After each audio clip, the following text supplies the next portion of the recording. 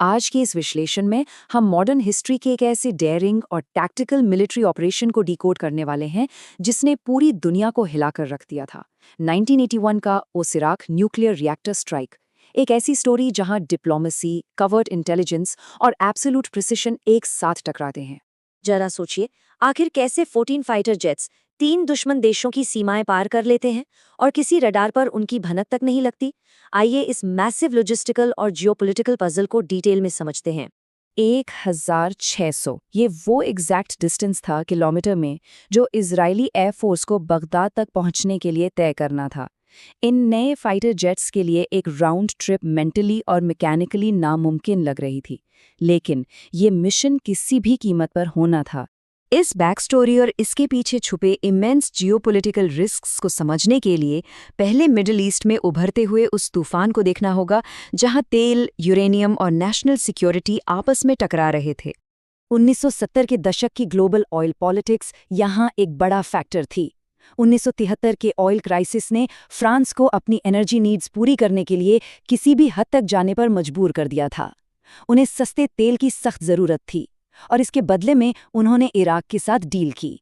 एक 70 megawatt reactor और 72 kilo highly enriched uranium ने सद्दाम हुसैन के न्यूक्लियर प्रोग्राम को अचानक एक खतरनाक ताकत दे दी। फ्रांस का फॉरेन पॉलिसी शिफ्ट अब डायरेक्टली मिडिल ईस्ट का बैलेंस बिगाड़ रहा था। जब इंटरनेशनल डिप्लोमेसी पूरी तरह फेल हो गई और एलाइज ने भी मदद करने से मना कर दिया, तब सामने आई एक uncompromising policy, the begin doctrine. Israeli prime minister Menachem बेगन का क्लियर स्टैंड था कि पड़ोसी दुश्मनों को मास डिस्ट्रक्शन के हथियार किसी भी कीमत पर हासिल नहीं करने दिए जाएंगे। प्रीएम्प्टिव मिलिट्री एक्शन अब अटल था। लेकिन फाइटर जेट्स उड़ने से कहीं पहले ग्राउंड पर एक खुफिया शैडो वॉर शुरू हो चुकी थी। मोसाद एजेंट्स पूरे यूरोप में कोवर्ट इंटेलिजेंस गैदरिंग और सैबोटाज कर रहे थे। अप्रैल 1979 में रिएक्टर कॉज को ब्लास्ट करना हो या 1980 में पेरिस में इजिप्शियन न्यूक्लियर साइंटिस्ट याह्या अल मशाद को न्यूट्रलाइज करना, हालात बेहद टेंस थे। पर इन सब के बावजूद जून 1980 में हाईली एनरिच्ड यूरेनियम बगदाद पहुंच ही गया। अब आइए देखते हैं कि इस इम्पॉसिबल लगने वाले हमले की टेक्निकल प्लानिंग कैसे हुई और एक्सट्रीम एविएशन चैलेंजेस को कैसे ओवरकम किया गया। मिलिट्री इंजीनियर्स ने एक बेहद प्रिसाइज फ्लीट डिजाइन की। डाइव बॉम्बिंग के लिए 8 नए F-16s चुने गए क्योंकि उनकी पिन पॉइंट एक्यूरेसी बेमिसाल थी, और दुश्मन के एयर डिफेंस को रास्ते में ही इंटरसेप्ट करने के लिए 6 F-15 इंटरसेप्टर्स की एक मजबूत एस्कॉर्ट टीम बनाई गई। सबसे बड़ी रुकावट इन जेट्स की रेंज थी। बिना मिड एयर रिफ्यूलिंग के इतनी दूरी तय करने के लिए इन एयरक्राफ्ट्स को टेक्निकली मॉडिफाई किया गया और उनमें एक्सटर्नल फ्यूल टैंक्स लगाए गए। और यहाँ CIA से मिली KH-11 satellite imagery game changer साबित हुई।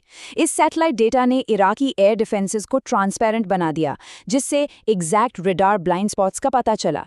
इसी इंटेल के आधार पर पायलट्स ने नेगेव डेजर्ट में एक डमी रिएक्टर बनाकर हजारों बार डाइव बॉम्बिंग की प्रैक्टिस की।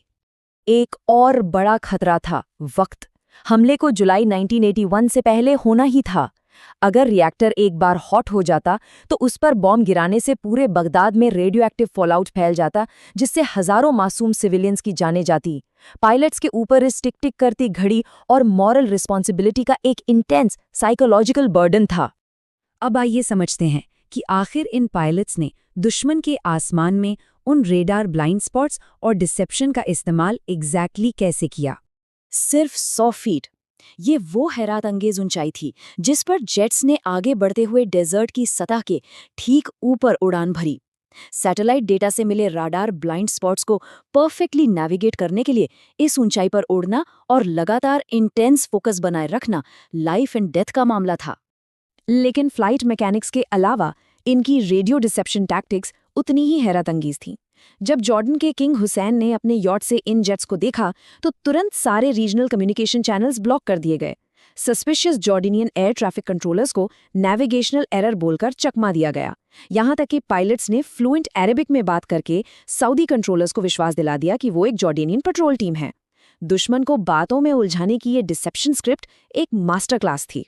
और अब आता है वो 0 आवर, जब अल-थुआता न्यूक्लियर कॉम्प्लेक्स पर आखिरी हमला डिलीवर होना था। 7 जून 1981, शाम 6:35। विदेशी साइंटिस्ट की छुट्टी का वक्त जानबूझकर चुना गया था। और इस पूरे ऑपरेशन का आखिरी अंजाम सिर्फ और सिर्फ 80 सेकंड्स में पूरा हुआ। बगदाद के आसमान में रेडार ब्लाइंड स्पॉट से अचानक 14 फाइटर जेट्स उभर कर आए। 80 सेकंड्स के अंदर ओसिराक डोम पर 16 बम गिराए गए, जिनमें से 14 ने परफेक्ट डायरेक्ट हिट किया। पूरा रिएक्टर राख और मलबे में बदल गया। इससे पहले कि Soviet made missiles lock on कर पाती, जेट्स वहां से वैनिश हो चुके थे। बिना किसी एयरक्राफ्ट लॉस के टैक्टिकल प्रिसिजन का ये एक अनबिलीवेबल डिस्प्ले था। इस स्ट्राइक के बाद दुनिया भर में जो ग्लोबल डिप्लोमैटिक भूचाल आया, उस पर एक नज़र डालते हैं। हमले के तुरंत बाद डिप्लोमैटिक फॉलआउट बेहद सीवियर था। पूरी दुनिया में निंदा हुई, यहाँ तक कि यूएस प्रेसिडेंट रोनाल्ड रेगन ने स्ट्राइक को क्रिटिसाइज किया और इजराइल की आगे की F-16 डिलीवरीज रोक दी। लेकिन 1991 के गल्फ वॉर तक आते आते नजरिया पूरी तरह बदल गया। अमेरिका और पूरी दुनिया को अब समझ आ रहा था कि उस वक्त अगर ये स्ट्राइक नहीं होती तो उन्हें एक न्यूक्लियर आर्म्ड इराक का सामना करना पड़ता। इस शिफ्टिंग पर्सपेक्टिव का सबसे बड़ा सबूत था 1991 में US defence secretary Dick Cheney का एक डायरेक्ट मैसेज, जो उन्होंने ऑपरेशन के मास्टरमाइंड जनरल डेविड आइवरी को भेजा था। उन्होंने लिखा, thanks for doing such a good job on the Iraqi nuclear programme. ये कोट साफ दिखाता है कि एक दशक बाद इस प्रीएम्प्टिव मिशन को पूरी तरह अमेरिकन रिकॉग्निशन मिल चुका था। इन बड़े हिस्टोरिकल माइलस्टोन्स के पीछे का ह्यूमन एलिमेंट भी भुलाया नहीं जा सकता। ऑपरेशन ओपरा में उड़ने वाले फाइटर पायलट इलान रमोन बाद में इजराइल के पहले एस्ट्रोनॉट बने। 2003 में स्पेस शटल कोलंबिया डिजास्टर में उनकी ट्रेजिकल डेथ हो गई। उनका पर्सनल सफर इस बात की तस्दीक करता है कि इन मिशंस में पायलट्स का व्यक्तिगत जोखिम और सैक्रिफाइस कितना एक्सट्रीम होता है। इस एक ऑपरेशन के long term impacts massively transformational थे। बिगिन डॉक्ट्रिन आगे चलकर डिफेंस का एक सॉलिड पिलर बन गया। इस स्ट्राइक ने मॉडर्न नॉन प्रोलिफरेशन एफर्ट्स के लिए एक क्लियर प्रेसिडेंट सेट कर दिया और cold war era middle east में पावर का बैलेंस कंप्लीटली शिफ्ट कर दिया। तो आखिर में ये विश्लेषण एक बेहद गहरा सवाल छोड़ जाता है, क्या ऑपरेशन ओपरा ने अल्टीमेटली दुनिया को ज्यादा सुरक्षित बनाया या इसने 21st सेंचुरी के प्रीएम्प्टिव वॉरफेयर का नया ब्लूप्रिंट लिख दिया? इस ऑपरेशन की टैक्टिकल जीनियस आज भी हर बड़े जियोपॉलिटिकल स्टैंड ऑफ में गूंजती हुई महसूस की जा सकती है, जो ये साबित करती है कि इतिहास आज भी हमारे वर्तमान पर हावी है।